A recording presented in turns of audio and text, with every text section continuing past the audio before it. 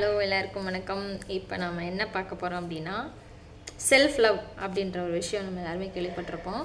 அதாவது தன்னைத்தானே தான் மனசு என்ன நினைக்குது, நம்மளை நம்ம எப்படி விரும்புகிறோம், நம்மளை நம்ம எப்படி கேர் பண்ணி பார்த்துக்கிறோம், self care and self respect and self love அப்படின்றதெல்லாம் என்ன அப்படின்றதான் நம்ம பார்க்க போகிறோம். அதாவது செல்ஃப் லவ் நம்ம பண்ணும்போது நமக்கு என்ன நன்மைகள் கிடைக்கும் அப்படின்னா, ஒரு விஷயங்களை நம்ம ஹேண்டில் பண்ணுற விதமும் சரி, நம்ம லைஃப்பில் நமக்கு வரக்கூடிய நல்ல விஷயங்களும் சரி, எந்த சுச்சுவேஷனாக இருந்தாலும் சரி, அதை நம்ம எப்படி ஹாப்பியாக அண்டு ஹானஸ்ட்டாக அண்டு என்ன சொல்கிறது, ஒரு போல்டாக நம்ம எப்படி அந்த விஷயத்தை நம்ம ஃபேஸ் பண்ணலாம் அப்படின்றது எல்லாமே இந்த செல்ஃப் லவ்லேருந்து தான் ஒரு கான்ஃபிடென்ட் கிடைக்கும்.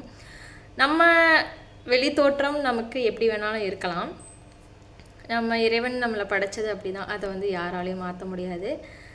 அப்படிங்கும்போது நம்மளை பற்றி நம்ம என்ன நினைக்கிறோம், நம்மளோட கேரக்டர் என்ன, நம்ம ஒரு விஷயத்தை எப்படி ஹேண்டில் பண்ணுவோம், அதை எப்படி ஒரு சுச்சுவேஷன் நம்ம ஃபேஸ் பண்ணுவோம் அப்படின்றது எல்லாமே நமக்கு தான் தெரியும். கரெக்டாக? ஆக்சுவலாக நமக்கு ஒரு விஷயம் வேணும் அப்படின்னா நம்ம டக்குன்னு நம்ம யார்கிட்ட கேட்போம் அப்படின்னு நம்ம யோசிக்கிறோன்னு வச்சுக்கோங்களேன். இப்போ எனக்கு ஒன்று வேணும், அதை நான் ஃபஸ்ட்டு யார்கிட்ட சொல்வேன் அப்படின்னு நம்ம யோசிக்கும்போது மோஸ்ட்டாக எல்லாருமே என்ன யோசிப்பாங்க, நம்மளை விட்டுட்டு அதர் பர்சன், அதாவது அம்மாவாக இருக்கலாம், அப்பாவாக இருக்கலாம், நம்மளோட ஸ்பெசிஃபிக் பர்சனாக இருக்கலாம், இல்லை ஃப்ரெண்டாக இருக்கலாம், அப்படி தான் யோசிப்பாங்க. பட் உண்மை என்ன அப்படின்னா, நமக்கு ஒரு விஷயம் வேணும் அப்படின்னா நம்ம ஃபர்ஸ்ட்டு சொல்கிறது நம்மக்கிட்ட தான். எனக்கு என்ன வேணும் அப்படின்னு சொல்லி என்கிட்ட தான் ஃபஸ்ட்டு நான் சொல்வேன். அதுக்கப்புறம் தான் அதை வாங்கிறதுக்கும் சரி, இன்னொருத்தவங்க கிட்ட கேட்குறதும் சரி. பட் ஃபஸ்ட்டு எனக்கு என்ன வேணும் அப்படின்றத எனக்கு தான் தெரியும். எனக்கு என்ன வேணும், நான் யார்கிட்ட கேட்பேன் அப்படின்னா ஃபஸ்ட்டு நான் என்கிட்ட தான் சொல்வேன். கரெக்டாக? என்னை பற்றி யாருக்கு தெரியும், முழுசாக தெரியும் அப்படின்னா எனக்கு தான் தெரியும். நம்ம இவங்ககிட்ட நான் உண்மையாக இருக்கேன், எதுவுமே நான் அவங்ககிட்ட மறைச்சதில்லை, எல்லாமே ஓப்பனாக வெளிப்படையாக நான் சொல்லிவிடுவேன் அப்படின்னு நம்ம ஒரு பர்சன் நம்ம லைஃப்பில் இருப்பாங்க. நம்ம யோசிக்கிறோம் அப்படின்னா யாருமே கிடையாதுங்க. என்னை பொறுத்தளவு யாருமே கிடையாது, நம்ம தான். ஏன்னா நம்மளை பற்றி நம்ம தான் நம்மக்கிட்டே பேசிக்குவோம். எனக்கு இதெல்லாம் வேணும், எனக்கு இதெல்லாம் பிடிக்கும், இதெல்லாம் நான் பண்ணுவேன் அப்படின்னு சொல்லி நமக்கு என்ன பிரச்சனை அப்படின்றத ஓப்பனாக எந்த கில்ட்டுமே இல்லாமல் ஷேர் பண்ணக்கூடிய ஒரே பர்சன் நம்ம மட்டும்தான். கரெக்டுங்களா? வேறு யாருமே கிடையாது. அம்மாவா, இன்க்ளூடிங் அம்மாவாக கூட இருக்கலாம். பட் அம்மா கிட்ட சொல்கிறதுக்கு முன்னாடி நமக்கு என்ன வேணும், நான் என்ன பண்ணுவேன் அப்படின்றத நம்மக்கிட்ட தான் நம்ம சொல்லுவோம். அதை ரியலைஸ் பண்ணுறது தான் செல்ஃப் லவ்னு சொல்லுவாங்க.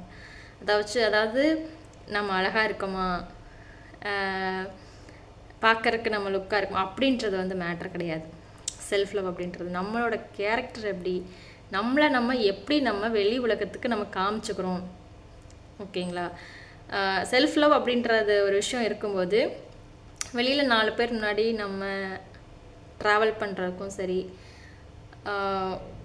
ஒருத்தவங்களை நம்ம டைரெக்டாக ஃபேஸ் பண்ணுறக்கும் சரி, நம்மக்கிட்ட ஒரு கான்ஃபிடென்ட் இருக்கும். செல்ஃப் லவ் அப்படின்ற ஒரு விஷயம் இருக்கும்போது தான் அந்த கான்ஃபிடென்ட் நம்மக்கிட்ட இருக்கும். கான்ஃபிடென்ட்டை வளர்த்துக்கணும் அப்படின்னா ஃபஸ்ட்டு செல்ஃப் லவ்வை வளர்த்துக்கணும். செல்ஃப் லவ் அப்படின்றது தன்னைத்தானே புரிஞ்சுக்கிறது. நான் ரொம்ப அழகாக இருக்கேன் அப்படின்ற செல்ஃப் லவ் கிடையாது.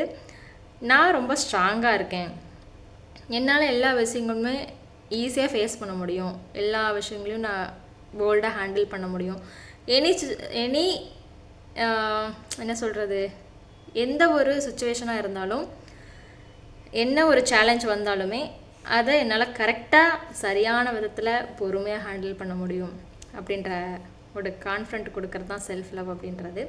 ஆக்சுவலி தொடர்ந்து பேசுவோம். செல்ஃப் லவ் அப்படின்றது நம்மக்கிட்ட இல்லை அப்படின்னா அது எப்படி நமக்குள்ளே வளர்த்துக்கிறது அப்படின்றதெல்லாம் நெக்ஸ்ட் வீடியோவில் நான் சொல்கிறேன். சின்ன டிப்ஸ் தான் நம்மளே புரிஞ்சுக்கிறதுக்கு நம்ம ஃபாலோ பண்ண வேண்டியது.